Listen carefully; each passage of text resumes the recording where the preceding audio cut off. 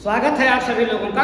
और आइए आज अपने लोग छठवीं बौद्ध संगीत के बारे में जानते हैं। इसके पहले अपने लोगों ने 5 बौद्ध संगीतियों का अध्ययन कर लिया है। ये बौद्ध संगीत क्या होती है भैया? बौद्ध धर्म के प्रचार के लिए, बौद्ध धर्म के प्रसार के लिए, भगवान बुद्ध के उपदेशों को जन जन तक पहुंचाने के लिए, इस बात की निगरानी रखने के लिए कि बौद्ध धर्म के उपदेशों के साथ या बौद्ध धर्म के साथ कोई आडंबर या कोई कुरीत तो नहीं जोड़ी गई है। इन सब बातों की निगरानी के लिए बौद्ध भिक्षु समय समय पर सम्मेलन करते हैं, बौद्ध विद्वान समय समय पर सम्मेलन करते हैं। उसी सम्मेलन को बौद्ध संगीत कहा जाता है, उसी सम्मेलन को बौद्ध परिषद कहा जाता है। तो चाहे बौद्ध परिषद कह लें, चाहे बौद्ध संगीत कह लें, चाहे बौद्ध सम्मेलन कह लें, एक ही बातें हुई। बौद्ध संगीत में, बौद्ध परिषद में कौन इकट्ठा होता है? बौद्ध भिक्षु इकट्ठा होते हैं, समस्या रखी जाती है और आपस में विचार विमर्श करके समस्या का समाधान निकाला जाता है। तो इसके पहले भैया अपने लोगों ने पहली बौद्ध संगीत, दूसरी बौद्ध संगीत, तीसरी बौद्ध संगीत, चौथी बौद्ध संगीत के बारे में पढ़ लिया है। ये 4 बौद्ध संगीतियां तो भारत में आयोजित की गई। भारत के बाहर 5वीं बौद्ध संगीत आयोजित की गई। कहाँ आयोजित की गई? जिसे आजकल हम लोग म्यांमार देश कहते हैं। बर्मा देश में पहले के जमाने में बर्मा देश कहलाता था, आज म्यांमार देश कहलाता है। तो म्यांमार में 5वीं बौद्ध संगीत आयोजित की गई। लेकिन इस 5वीं बौद्ध संगीति में किसी अन्य देश के विद्वान ने भाग ही नहीं लिया। म्यांमार के न्योते में कोई आया ही नहीं। तो कुछ विद्वान 5वीं बौद्ध संगीत को बौद्ध संगीत मानते ही नहीं है। लेकिन चौथी बौद्ध संगीत और 6वीं बौद्ध संगीत के बीच में कोई और बौद्ध संगीत हुई ही नहीं। इसलिए कुछ विद्वान 5वीं बौद्ध संगीत को भी बौद्ध संगीत मान लेते हैं। तो ये थोड़ा विवाद में है 5वीं बौद्ध संगीत। अब आप लोग ध्यान रखें कि आपसे एक प्रश्न बहुत कॉमन करता है कि वह कौन सी बौद्ध संगीत थी जो भारत के बाहर हुई। तो 4 बौद्ध संगीतियां तो भारत में हुई, लेकिन 5वीं बौद्ध संगीत और 6वीं बौद्ध संगीत ये दोनों भारत के बाहर हुई। और ये दोनों किस देश में हुई? म्यांमार में। ध्यान रखिएगा, जिसे पहले के जमाने में बर्मा कहा जाता था, बर्मा देश, लेकिन अब वो म्यांमार कहलाता है। अब आइए हम लोग 6वीं बौद्ध संगीत के बारे में थोड़ा सा जानें। 6वीं बौद्ध संगीत, ये 6वीं बौद्ध संगीत कब आयोजित की गई? क्योंकि 5वीं बौद्ध संगीत में कोई आया नहीं, अपने पोए अपने खाए।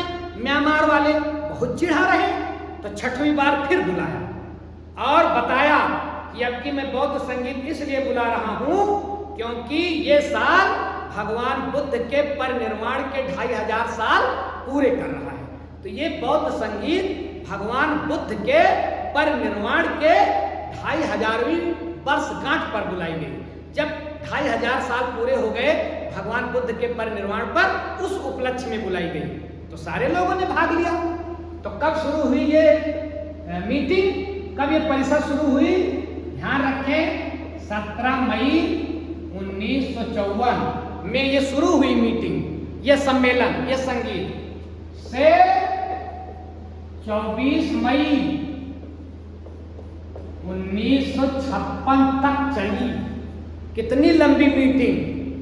17 मई 1954 से शुरू और 24 मई 1956 तक चली। बड़ी मीटिंग थी, कई अहम फैसले लिए गए, कई काम हुए। अब आइए हम लोग देखें ये बौद्ध संगीत कहाँ बुलाई गई। तो भैया ये बौद्ध संगीत अभी मैंने आपको बताया म्यांमार में। म्यांमार में एक शहर है यांगून, और यांगून शहर में एक स्थान है कबाए पगोडा। तो कबाए पगोडा, पगोडा मतलब बताया गया था ना, पगोडा मतलब बौद्ध स्तूप, बौद्ध मंदिर को ही पगोडा बोलते हैं। तो कबाए पगोडा नामक स्थान पर, जो कहाँ है? यांगून में। और यांगून कहाँ है? म्यांमार में। और म्यांमार मतलब बर्मा। बर्मा में बड़ा जो है बर्मा जी सरनेम की बर्मा देश, बड़ा दिमाग पंचर हो जाता था, लेकिन अब तो बड़ा अच्छा है कि उसका नाम हो गया म्यांमार। बर्मा से मतलब ही खत्म। लेकिन ध्यान रखिएगा, ये प्रश्न पूछा जा सकता है कि किस देश का प्राचीन नाम बर्मा था या किसका नाम बदल करके म्यांमार रख दिया गया है, तो म्यांमार और बर्मा भैया दोनों एक ही देश के नाम है। बर्मा पुराना नाम है और म्यांमार नया नाम है। तो म्यांमार देश के यांगून शहर के काबाय पगोडा नामक स्थान पर यह बौद्ध संगीत बुलाई गई। कन्फर्म हो गए। अब देखें कि जब ये बौद्ध संगीत बुलाई गई तो किसके संरक्षण में बुलाई गई? बौद्ध संगीतियां किसी न किसी के संरक्षण में आयोजित की जाती हैं। तो जब ये 6वीं बौद्ध संगीत बुलाई गई तो उस समय म्यांमार के प्रधानमंत्री हुआ करते थे यू नू, याद रखिएगा, यू नू, ये उस समय प्रधानमंत्री हुआ करते थे। इनके संरक्षण में ये मीटिंग बुलाई गई, ये सम्मेलन बुलाया गया। अब आइए हम लोग ये जाने कि इस बौद्ध संगीत का अध्यक्ष कौन है। देखिए, संरक्षक और अध्यक्ष ये बड़े महत्वपूर्ण हैं। संरक्षक वो होता है जो उस देश का शासक होता है, उसके संरक्षण में बुलाई जाती है, शासक को ही संरक्षक कह दिया जाता है। लेकिन ये अध्यक्ष कौन होता है? अध्यक्ष वो होता है जो बौद्ध भिक्षुओं में श्रेष्ठ होता है, विद्वान होता है। तो ये बौद्ध संगीत 2 लोगों की अध्यक्षता में हुई। एक अध्यक्ष तो इसके थे सयादाव, ध्यान रखिएगा, सयादाव एक अध्यक्ष इसके ये थे, और दूसरे अध्यक्ष इसके थे विचित्र सारभिवंश, याद रखिएगा इनका नाम, विचित्र सारभिवंश या भदंत, बहुत बड़ा नाम है इनका, विचित्र सारभिवंश भदंत। ये 6वीं बौद्ध संगीत के 2 अध्यक्ष, सयादाव, विचित्र सारभिवंश भदंत, ये इसके अध्यक्ष हुए। अब अगली बात ये आती है कि इस बौद्ध संगीत में कितने लोग आए। तो चूंकि 5वीं बौद्ध संगीत जो म्यांमार में हुई थी उसमें कोई आया ही नहीं, अकेले न्योता खाएं, अकेले मीटिंग करें, क्यों उबे नभा फेल होगी मीटिंग।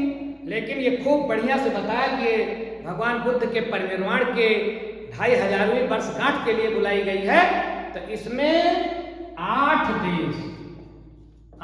देश के 2500 भिक्षु इकट्ठा हुए, 2500 विद्वान, 8 देश के 2500 विद्वान। 9वां देश जापान भी इसमें सम्मिलित हुआ, लेकिन उसके एकाधे भिक्षु गए थे। तो 8 देश मुख्य रूप से इसमें सहभागिता की। अब प्रश्न ये उठता है कि इसमें कार्य क्या हुआ। तो भैया एक कार्य तो इस बौद्ध संगीत में सबसे बड़ा ये हुआ कि इसमें महापासना गुफा का निर्माण किया गया। महापासना गुफा का निर्माण हुआ इस बौद्ध संगीत में। महापासना गुफा, एक गुफा बनाई गई जो प्रथम बौद्ध संगीत के समय पर जैसी गुफा का निर्माण हुआ था वैसी ही एक गुफा बनाई गई, महापासना गुफा उसको कहा गया। और इस बौद्ध संगीत में क्या हुआ? और भैया इस बौद्ध संगीत में बौद्ध धर्म के जो त्रिपिटक हैं उसमें से 2 पिटक, धम्म पिटक और विनय पिटक। धम्म पिटक मतलब भगवान बुद्ध के उपदेश, और विनय पिटक मतलब नियम, किस नियम से हम चलेंगे। विनय पिटक मतलब नियम का पिटक और धम्म पिटक मतलब उपदेश का पिटक। इन दोनों को सुरक्षित रखने का उपाय किया गया। कौन कौन से? धम्म और विनय, इस दोनों पिटक को सुरक्षित रखा गया। सुरक्षित रखने का उपाय किया गया। कौन उपाय कीजिएगा भैया सुरक्षित रखता है? कहो कीजिएगा तालम बंद कहीं के रखेगा ना ना। विनय पिटक और धम्म पिटक दोनों पिटकों का इन 8 देशों ने जो भाग लिया था अपनी मूल प्रति में अनुवाद किया, अपनी मूल प्रति में। हाँ, लेकिन भारत ने नहीं किया।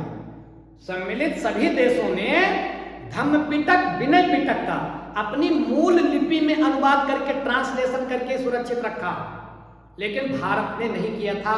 यह भी ध्यान रखिएगा कि भारत ने मूल लिपि में छठवीं बौद्ध संगीत में धम्म पिटक और विनय पिटक को अनुवाद नहीं किया था।